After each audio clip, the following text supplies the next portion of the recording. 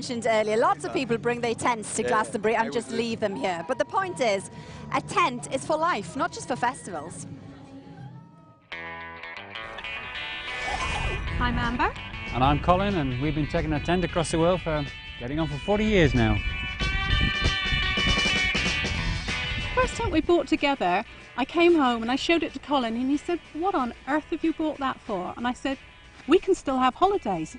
We don't have to pay for hotels. Let's try it." This baby here we've had for about 15, 18 years.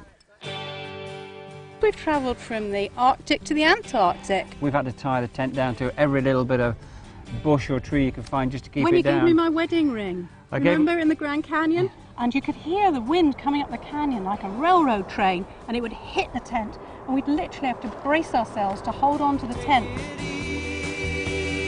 Being in a tent, you go to more quieter, more remote locations, you then seem to get the opportunity of seeing a lot more wildlife. In Yosemite, when we were sleeping one night, my face was right up against this side of the tent. It was below freezing. I hear a noise outside and realise there's a big old black bear, and I could hear him breathing, I could hear him sniffing, and his fur was just brushing the side of the tent as he walked off.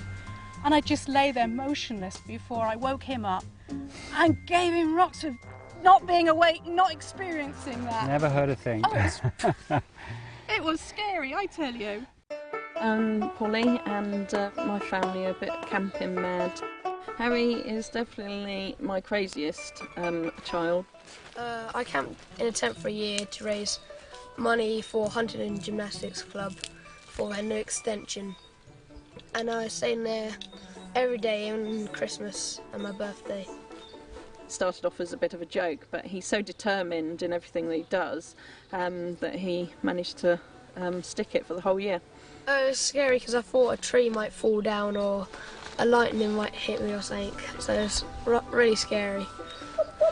If there was a weekend for them camping and for Scouts and we said, "Oh no, look, we're too busy," that would cause an argument, and without fail they wouldn't take no for an answer. What I like about being outside is you're away from everybody, away from technology. If I had to choose between my computer and a tent, I'll choose my tent because I'm not very good at the computers and I get bored of them quite easy.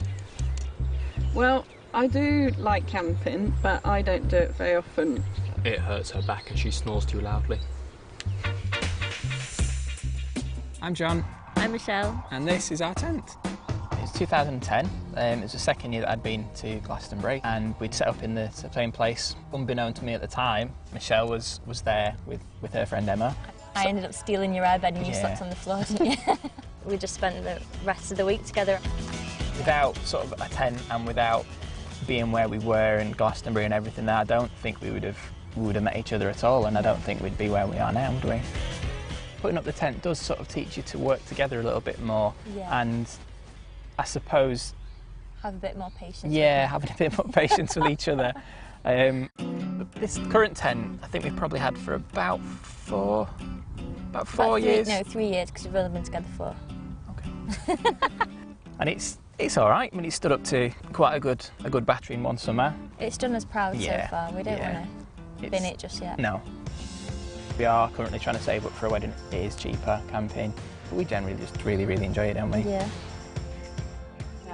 Like a diary, look after your tent and your tent will look after you. We had such problems putting ours up, didn't we? Yes, we've got the poshest gazebo in the world. We have And the now. strongest, it would seem, after that electrical storm that you experienced before, which I will not stop mentioning all